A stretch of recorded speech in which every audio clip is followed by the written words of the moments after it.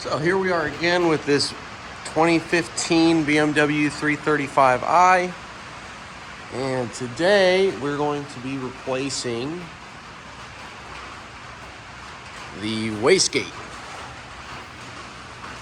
So this little guy is located up under here, right there, right there. So it doesn't look like it'll be too bad. I'm gonna take this shield out of my way, and hopefully I might unbolt this water pump again. Hopefully it won't be too bad to get to, like this diverter valve over here.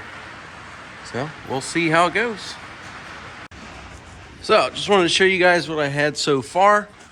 So what I ended up doing is I unbolted this water pump right here from the side of the block. And then I also unbolted this whole power steering rack right here. It's still connected up here, but it's just 2 bolts, 1, 2 in the subframe. And it slides out far enough so I can bring this water pump down here. And then it gives me plenty of access up in here. I really wish I would have thought of this when I went to do this diverter valve right here. Would have made life a lot easier.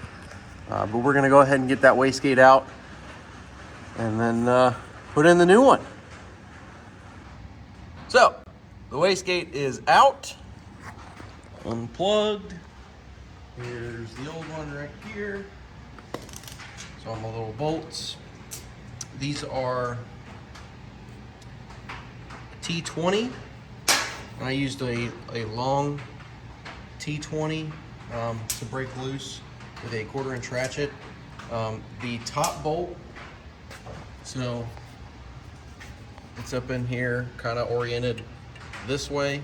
So this top bolt right here, you kind of run into the bottom part of the turbo right here, or the top part of the turbo, I guess. So it's kind of hard to focus. So it's kind of hard to get on this top bolt straight. So you can use your long T25, and then I used a wobble extension. As much as I hate these things, they do come in really handy on these BMWs. I used a wobble extension.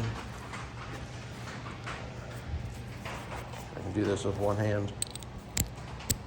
So, wobble extension, so you get a little bit of swivel while keeping kind of a low profile, and that's just enough to get that bolt broke loose, and then you can take it out. So overall, if you move all this crap out of the way, it's not a bad job really. With all this stuff in the way, it's probably damn near impossible. So yeah. Working on a BMW, just take all the junk out of the way, and that's real easy. So another thing I wanted to point out here, we have the old waste gate on the right, the new one on the left. But I want to get the adjustment as close as possible. So BMW was nice enough to mark this shaft. I guess that's, I don't think this is Loctite because it came off relatively easy, but they marked it. They were nice enough to mark it. And what I did was I just counted the threads to where the shaft is clean, where the adjustment nut was, and then marked the other one with a Sharpie. And then we'll get it pretty damn close, or you know, pretty much right on where it was before. And here you can see we have the waste gate back in. Not too bad to get back in.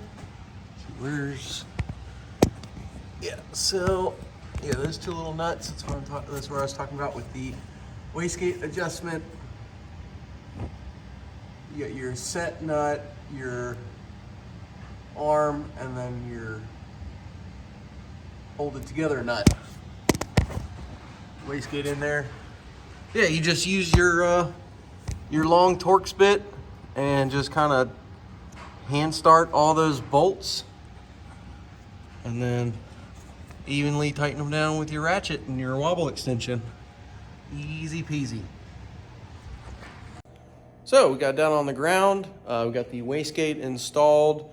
We did run into a little hiccup. It is throwing a couple of wastegate actuator learning codes, and my snap-on scanner doesn't give me an option to learn them. So we'll probably have to send this thing to BMW to get that relearned. Other than that, drove perfectly fine as a naturally aspirated 6-cylinder. So yeah, don't forget to like, subscribe, hit that notification bell. Thanks for watching.